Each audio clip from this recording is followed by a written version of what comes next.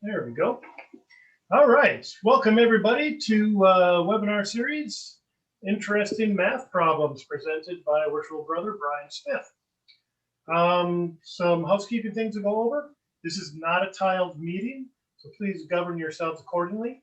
These sessions are being recorded. Please keep yourself on mute during the presentation. If you have questions that you don't want to forget to ask at the end, you can type them into the chat function. There will be a poll at the end. Please take time to fill out that poll. And videos will be available through the Grand Lodge website. It's over YouTube, but you must get a link to get to there, which will be changing soon. Is that correct, Jason? That is correct. Okay. Here's an upcoming schedule. We got Making Your Talks Matter by worship brother Brad Phelps. King Solomon's Temple, In Fact and Lore by most worshipful brother Terry Tilton. And Introduction to Scottish Rite Masonry in Minnesota by worship brother David Camp. And then you see the rest of them there. The Show and Tell Challenge. Anybody interested in doing the Show and Tell Challenge? Here's some information on it. Asking the 3 questions. What is Freemasonry in Minnesota? What will your life and legacy say about Freemasonry? And how will you help others find their way to the rewards of the craft? Another thing upcoming is a virtual trivia contest. It's going to be held on Friday, April 9th at 6 p.m. Register through the Minnesota Masonic Charities. And there's some contact information as well. So is this like Masonic trivia or Star Trek trivia? Masonic trivia. Cool. Gonna test your Masonic knowledge. And now, feature presentation, Interesting Math Problems by our worship brother, Brian Smith. Well, thank you very much for that introduction. Let me share my screen and we'll get started with this. All right, so let me make it big. Okay, so indeed, one of the fun things about Lodge education is that it doesn't have to be, purely Masonic oriented, because indeed, if you listen to obviously we've all gone through a lot of the lectures and the different kinds of degree work. A lot of the lectures are indeed not necessarily pure play Masonic kind of learning, but it is more for the social sciences, for the other different kinds of arts and learning. So one of the things I did is I've always been kind of a math kind of guy, a nerd. And so I put together this presentation on just interesting math problems that kind of are ones that are, would cause you to kind of go like, well, that doesn't quite make sense, but I see how maybe that does make sense after it's been explained. So let's just get started with this. Here's the agenda that we'll be going through there, so about 6 of them. And the first one, of course, this one is very Masonic related. And we have the Euclid's 47th problem. It's Pythagoras' theorem. And this is one that we were all introduced in grade school, this we understand what we started using in geometry throughout and working with the sides to be able to calculate the sides and knowing that this is a right angle down here, right? That this A and B, take those numbers, the length of those, square them, is going to be equal to C over here. And so you can do all sorts of interesting things with this. In fact, one of the do all sorts of interesting things with this. And the thing is, it wasn't just Pythagoras that came up with this. He's credited with its first proof, although there's no evidence of.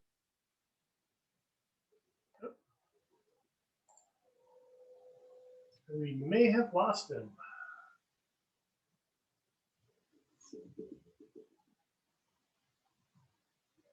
Are you there, Brian?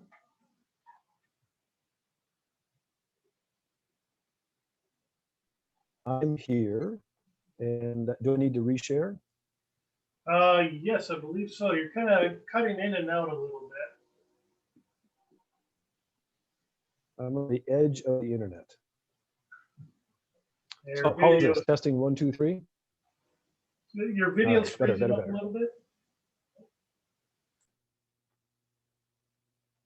All right, so how am I doing? That sounds pretty good. Okay, so I'll keep pressing on here. So one of the things is, from the Minnesota Masonic Manual, page 56, we have the 47th problem of Euclid. It was the invention of our ancient friend and brother, the great Pythagoras, who, in his travels through Asia, Africa, and Europe, was initiated into several orders of the priesthood and raised to the sublime degree of a master mason. So it's also already talking about in our Minnesota Masonic Manual about this, the knowledge of this a squared plus b squared equals c squared for a right angle was known Asia, Africa, and Europe, so known all over in many different cultures. This wise philosopher, so we're talking about Pythagoras, enriched his mind abundantly with a great knowledge of things, and more especially in geometry or masonry. And on this subject, he drew out many problems and theorems. And among the most distinguished, he erected this, which in the joy of his heart he called Eureka in the Grecian language, signifying, I have found it. And upon discovering of which he is said to have sacrificed a hectatome, and it teaches Masons to be general lovers of the arts and sciences. So that's why you're here, because you enjoy the same kind of thirst for knowledge that Pythagoras did as he searched all over the world for that. Anybody know what I had to look this up myself. Anybody know what a hectatome is? You have to go off mute. It's 50 head of cattle. Well, hecta, I got in my my notes here. I have 100 oxen, 100 head. So, yeah, that's 50, 100. That's pretty close. All right, very good. So here it is, kind of the visual representation. And I saw on right there, the mentoring committee is kind of the background there, is the emblematic image of Pythagorean's theorem, right? So we all recognize this as Masons, but just to kind of see the, a little bit more of the graphically what's going on here is if you take this length A and square it, we've got then 9 squares large. If you take this length B and square it, right, you've got 16 squares. If you take this length C and square it, you've got 25. So there it is, 9 plus 16 equals 25.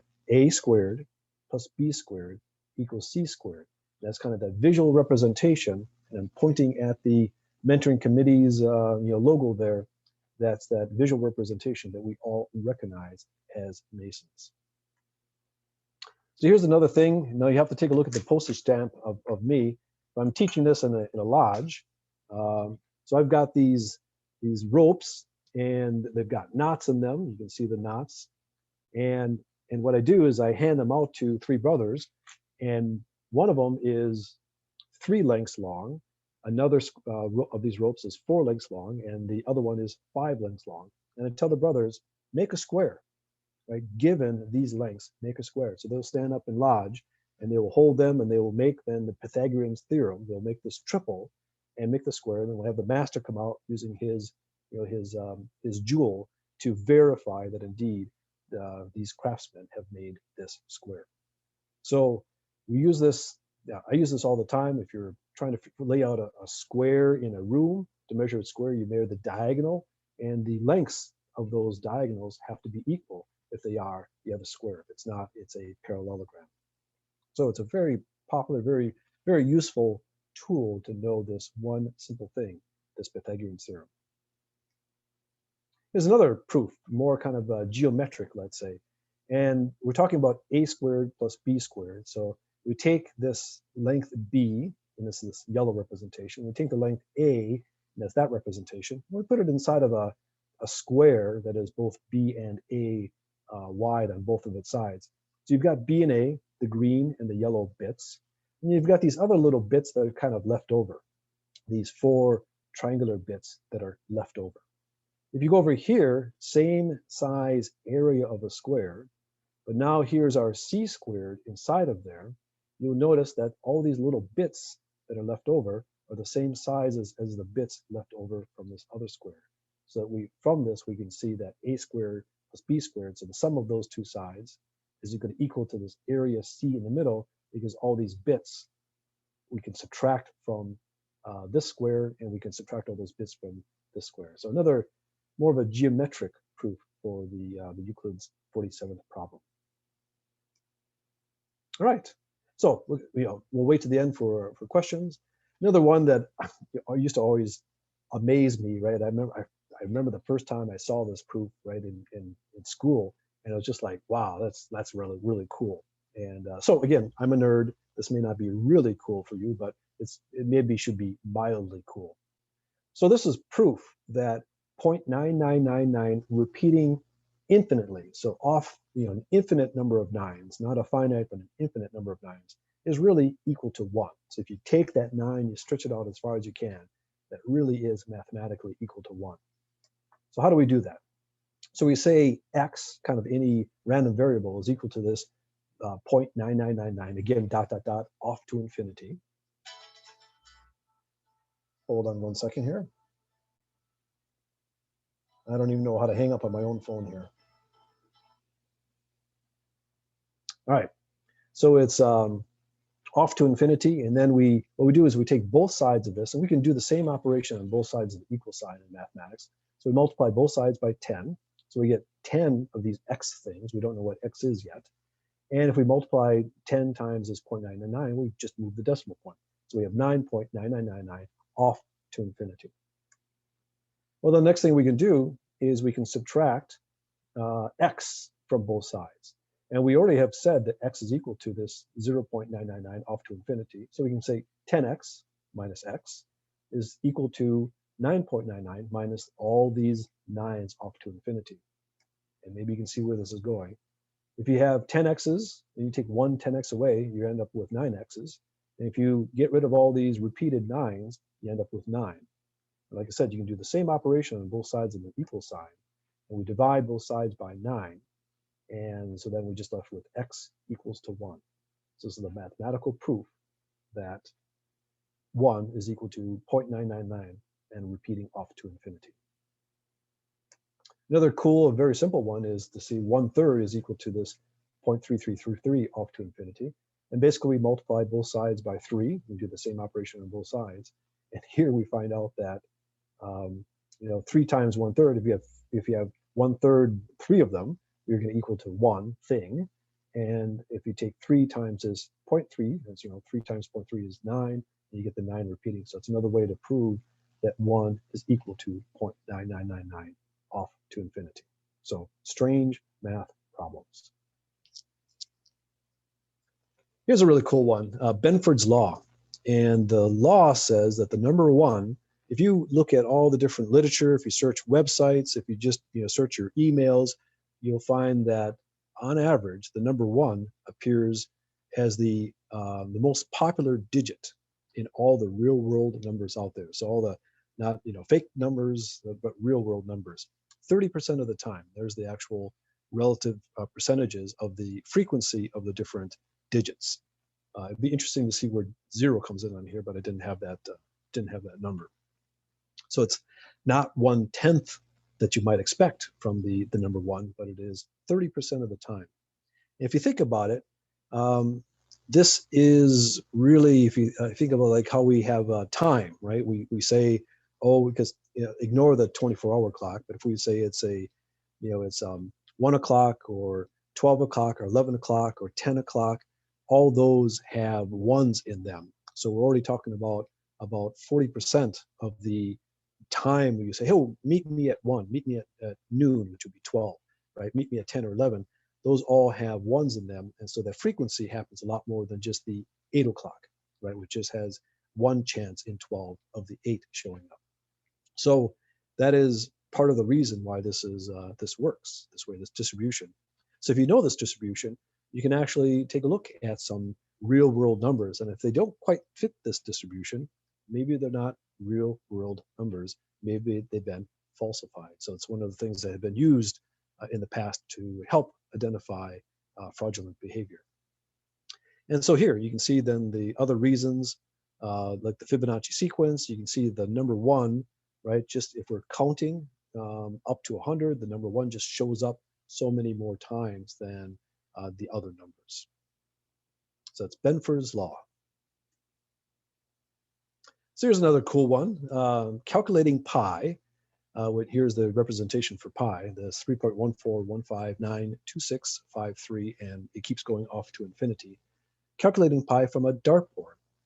And so the proof for this is like from a dartboard. Well, the proof for this is if you have a circle of radius 1 and you put it inside of a square, the square is going to be, since this is a radius 1, each side of the square is 2 units long.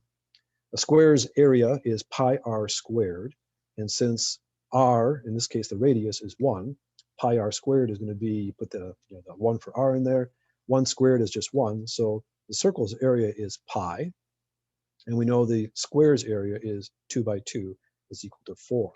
So knowing this ratio between pi and 4, if we take this square, we put it up on the wall, and we hoodwink ourselves and throw darts at this square, if we add up all the darts that end up inside the circle as a percentage of all the darts that we throw at the entire circle, multiply by 4, which is this constant that we've created with this, we can actually calculate pi. And here's a little bit more of the mathematics that goes into it. All right, so it's basically, this is the number of points in a circle, total number of points, that's the percentage, times the 4. And what I'm going to do is I'm going to stop my sharing, and I'm going to share an application, because I wrote a program to do this. So I'm going to share. That's another thing. So yeah, I'm a computer, a math nerd, but I'm also a computer nerd.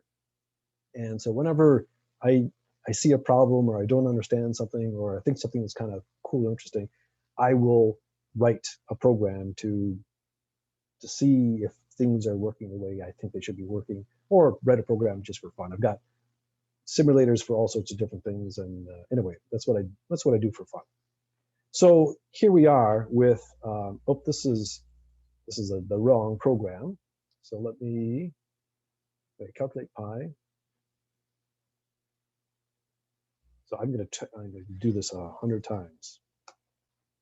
Yeah, so this is the wrong program. So I'm going to get out of here, stop the sharing, and I apologize for this. It's always fun to kind of swap around to things. And I'm going to try to share again, and we're going to find this one, share. Okay, so this program will draw a circle with a radius 1, square 2, so the same thing as proposed in the PowerPoint. Darts will be randomly thrown at the square, so I'm just going to do random numbers, throw the darts up there. And we're going to do, just for giggles, I don't know, 1,500 darts. That's one thing wonderful about computers. They're a lot faster than a human actually throwing the darts. So there the darts are being thrown, and you can see here is pi, and here's the calculation of pi constantly being updated for all the darts being thrown at this circle. So you're counting up the darts in the circle as a percentage of all the overall darts, multiplying by 4, and so after throwing only 1,500 darts, we have calculated that pi is approximately 3.1786, moving on with lots of other numbers, and not perfect, right? But if we ran this for 10,000, for 100,000, for 1,000,000 darts, we'd be here waiting for a little while, but we would get a much closer approximation of pi. So it's calculating pi by throwing darts at a board. Cool. Share screen, back to the PowerPoint.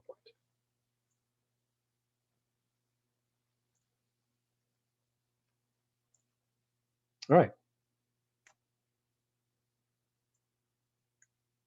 And there's just another representation. With this one, I ran it for a little bit longer, 10,000 darts, and they got fairly close, fairly close. It's not a perfect system.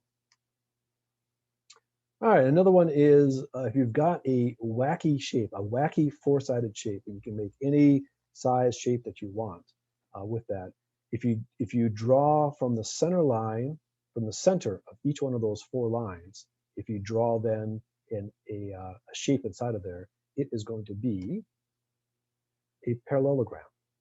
So you can see from any of these wacky shapes, if we mark a point that's in the middle of those lines, and then make that into a parallelogram, or make it into a four-sided shape.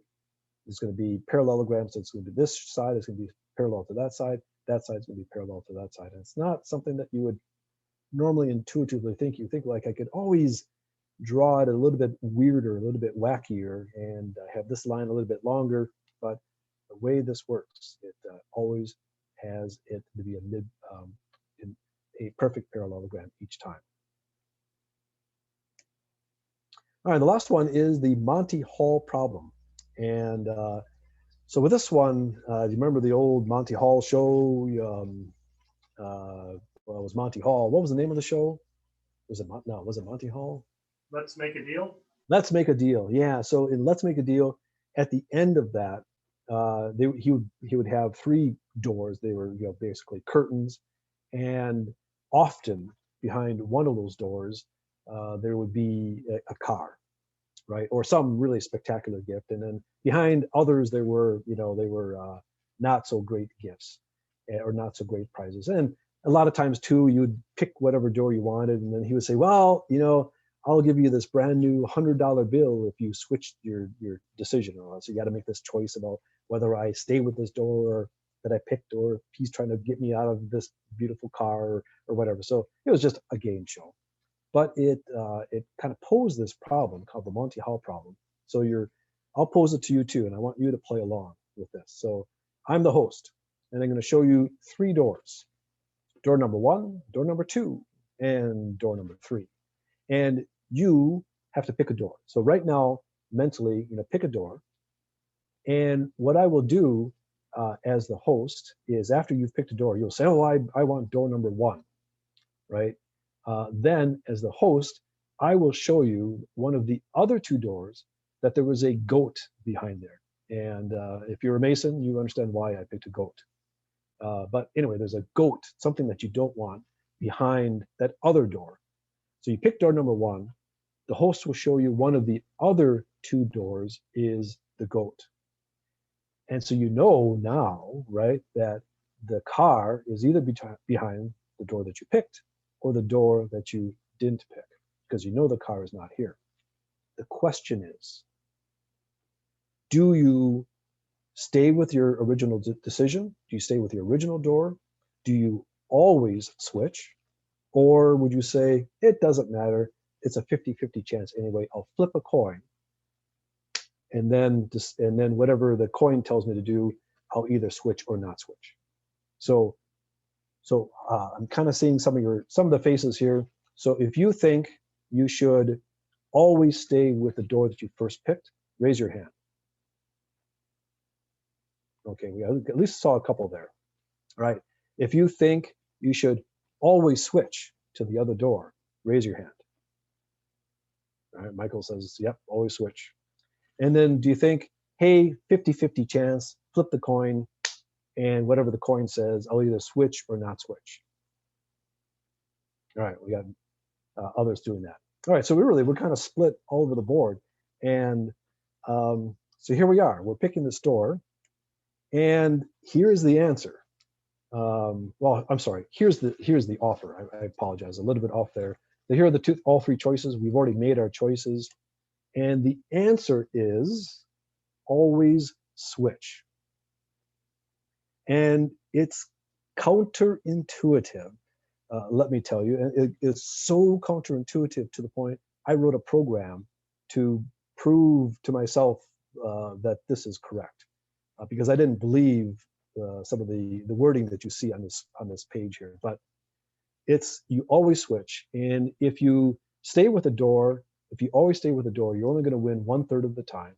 If you switch, you're going to win 2/3 of the time. And the reasoning is that it's the probability you would think is 2 disjoint events, and they're not. It's not like rolling a dice and then picking it up and then rolling it again. It's rolling the dice, but you're eliminating then some of the possibilities of the dice, and so you're changing the odds of things happening with extra information. So because of the chance events are linked You cannot think of them as two separate events. They're bound together because of Monty Hall giving you this choice and taking away one of the options. Probably the best way of thinking about this is if you had a Monty Hall, if they had a 100 doors. So let's say you had 100 doors. Behind one of them was a car, and all 99 were goats. You've got a 1 in 100 chance of picking the car the first time, right? So when you first pick the door, you've got 1 in 100 chance of picking the car. All right. And 99 out of 100 chance of not picking the car, picking a goat. So then Monty Hall he opens up 98 of the other doors and shows you all 98 are goats. So now there's only 2 doors left, same math problem, 2 doors left, the one you originally picked and the other one. What are the odds that you originally picked the car? 1 in 100. You always switch to the other door because it's 99 times out of 100 that other door will have the car. So, and it's, by the way, that one, okay, so I need help with this too. A game show where they got all the briefcases. Deal or no deal? Deal or no deal. Yeah, it's the same kind of thing with that, right? So, if you're down to 2 and he offers you to say, okay, do you want to switch to the other one? I don't think they do this anymore. At least the last time I saw it, they didn't offer that anymore. But if you get down to that last one, you always switch because your odds of picking the right briefcase were what, 20 briefcases? So your odds of picking the correct one are actually 1 in 20. And as they eliminate them, right, now the odds of that one being the one that you want all the money in is greater, is the 19 out of 20. So you always switch. Now you'll kick yourself, of course, when that 1 out of 20 times it's not that one, but that's just chance. Okay, so I read all this, I studied it, and I go like, geez, it just doesn't make sense. So I wrote a program, right? Why not? I wrote a program. So let me fire up that program. So it's the Monty Hall problem. All right, I'm going to change its size here a little bit. And then I'm going to share.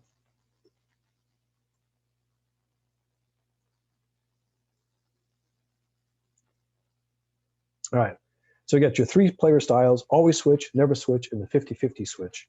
And just for giggles, we're going to do 5,000 iterations.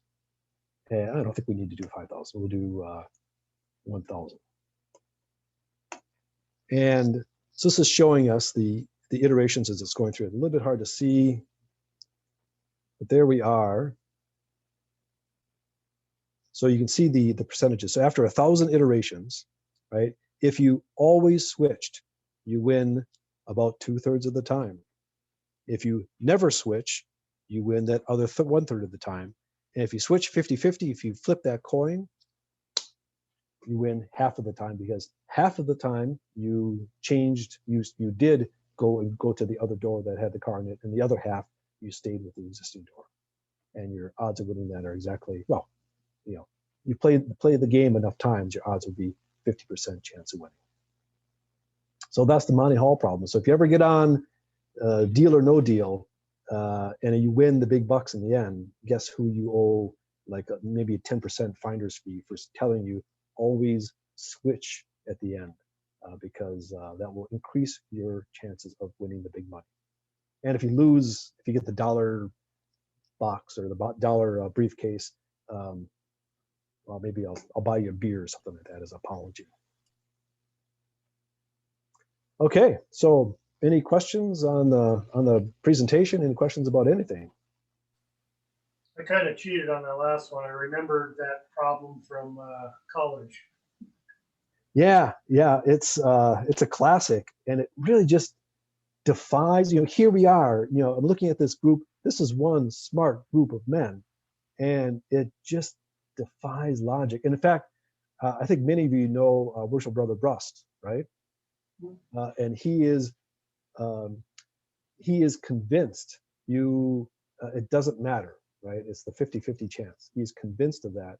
And he is actually, I mean, and said in a very polite way that he thinks I introduced mathematical bias in my program.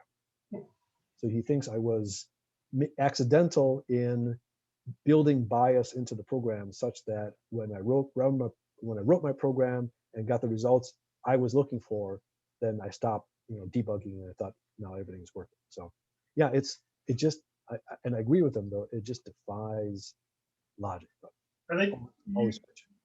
you hit it on the head though when you said it's not disjointed. You know, it's one problem. You can't take it separately, break it down separately. Yeah, it was one of my classes in my master's program that I'm taking right now for mobile game design was on statistics and probability, right? Because you need to calculate what is the probability of, if I'm a party of, 5 orcs, what is the probability I'll run across a group that's got some elves in it, some paladins in it, and clerics in it. So you need to be able to calculate those things. And sometimes it's easy because it's just a single event, but sometimes the events are linked, and then you do the mathematics is different for that. And that this is one of those cases where those two events are linked because of Monty Hall, and it's just not intuitive. I have a question. Sure, Frank. With these mathematical examples that you brought up, plus other possible items like this, is there any way you could prove or disprove the last presidential election? Well, yeah. So Benford's law might be useful in that, right? In other words, if people were falsifying voting records, it could be very easy. It'd be a lot easier to falsify them by having a computer program randomize up addresses or other pieces of information. And so if you looked at all the different voting records and found that the number 1 appeared exactly 10% of the time, then you can be pretty sure that something was in there to falsify the records, or something happened. You still need to look at the real data, the raw data, to understand what's really going on. But yeah, that could be applied for that for sure. And then there's other, it's not really mathematics, but it's computers, right? We've got a lot of computers with a lot of information about individuals, and we could very easily match voting records versus death certificates versus marriage licenses and all sorts of other things, and really then statistically be able to take a look to see if there's something that's out of the norm. And of course, you'd want to do it not only for the state or the county that you were interested in, but you want to do it for the other states and counties too, because just because something is odd in one state, if it's the same kind of odd in all the states, that doesn't mean everybody is doing it right, or I guess doesn't mean everybody's doing it wrong. It just means that everybody's doing it the same way. So, was that a political answer to a political question? Well, it's an interesting concept because there seems to be so much controversy about that, and I'm waiting to see what Mr. My Pillow guy comes up with. Yeah, let's keep the political conversation to a minimum, please. Yep. Hey, Brian, the proof that 0.99999 is equal to 1. Now, let me ask you a moral question. Do you believe it?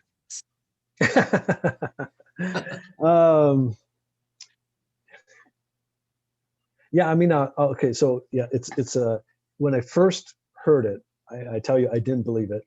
I've seen the proof, and I believe it from a mathematical point of view, because I know all the individual operations that you're doing there, none of them were fake.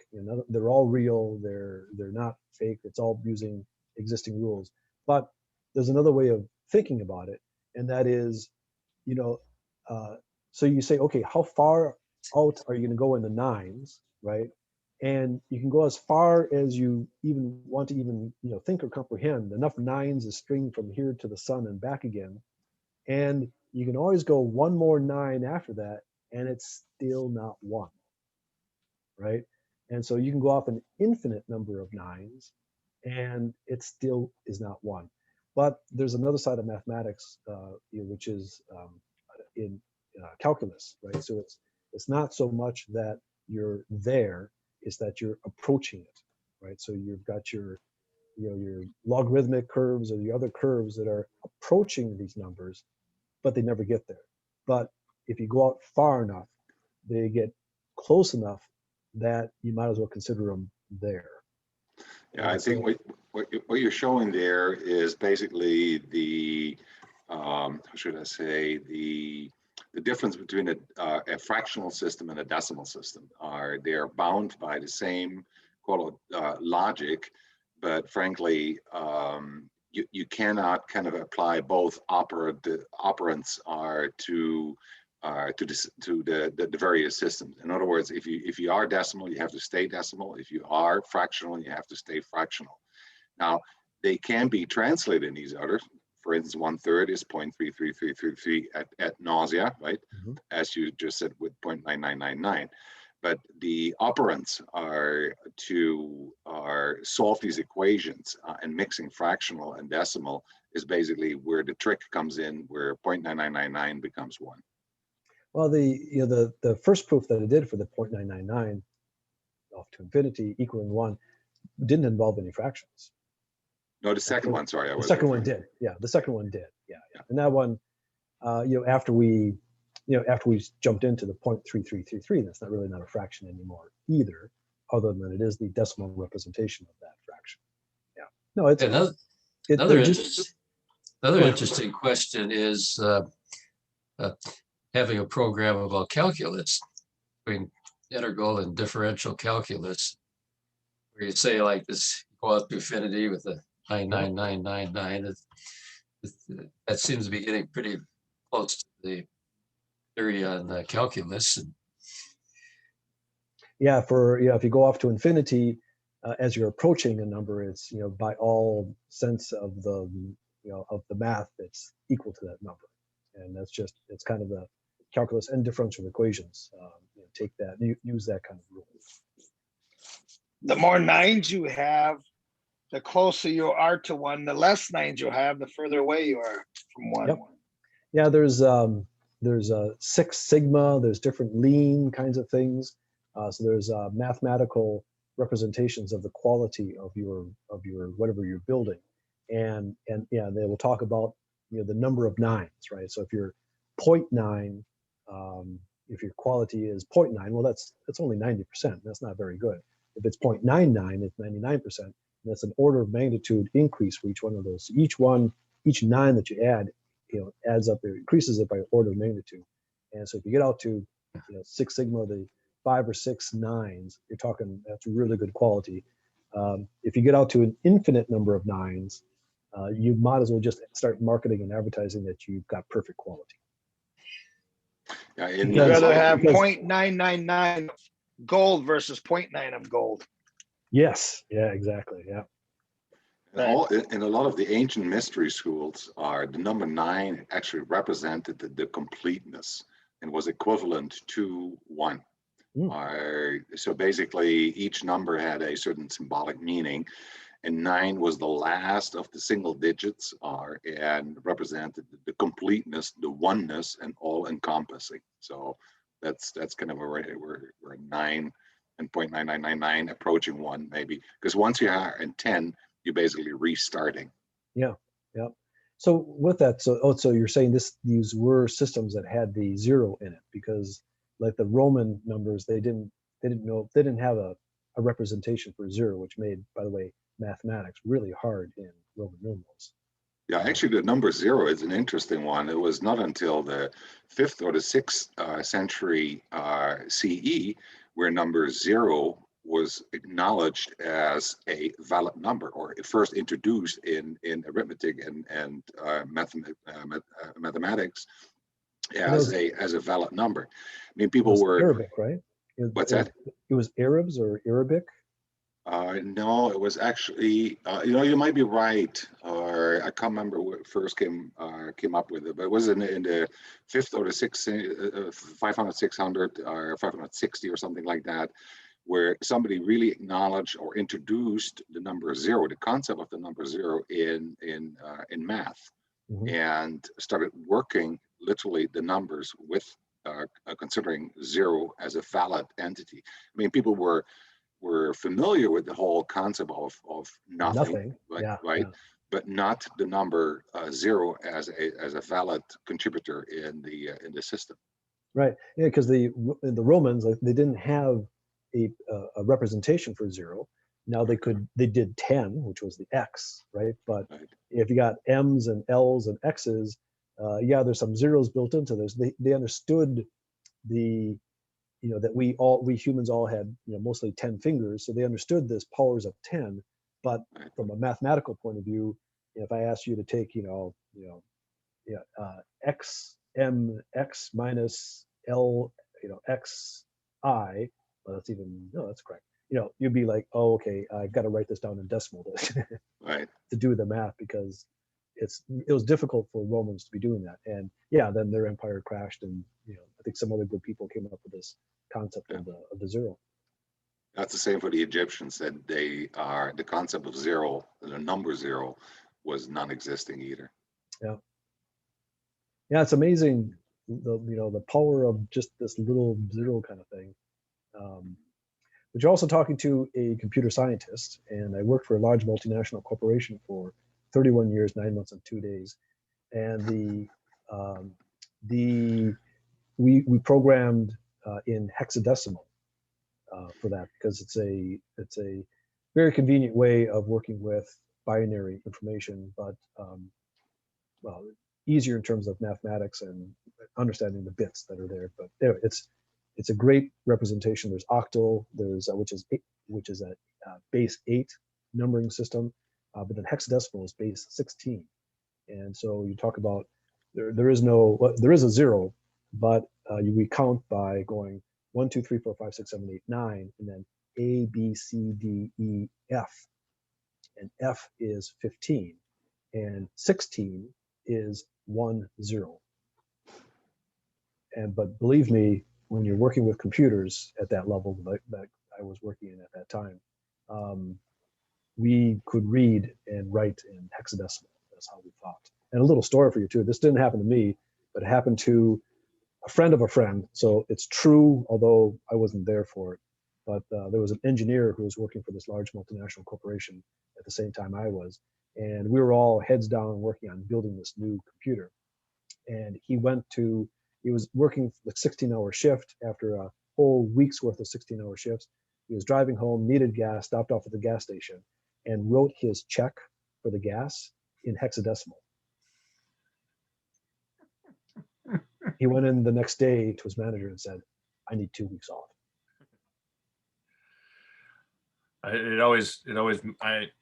My head bends when I have to look at the hex version of anything that I'm working code wise. So It's a lot better than working with binary. True. Yes. I think it's better than octal, and so I would call it symbolic almost. You're like our cipher in our work, our ritual is 2 character, mostly, representations. And hexadecimal is also can be paired in 2 different. You take those 2 hexadecimal digits to make 1 byte, and a byte is a core thing of programming. And so those 2 paired hexadecimals, very much like our cipher. It's as you read and work with them frequently, you can do the math in your head very quickly in terms of ORing them together or ending them together, XORs. You can do all these things in your head when you get used to reading hexadecimal, for good or for bad. But when you get to that point, that's when you say, I need 2 weeks of vacation. Cool. Any other math stuff?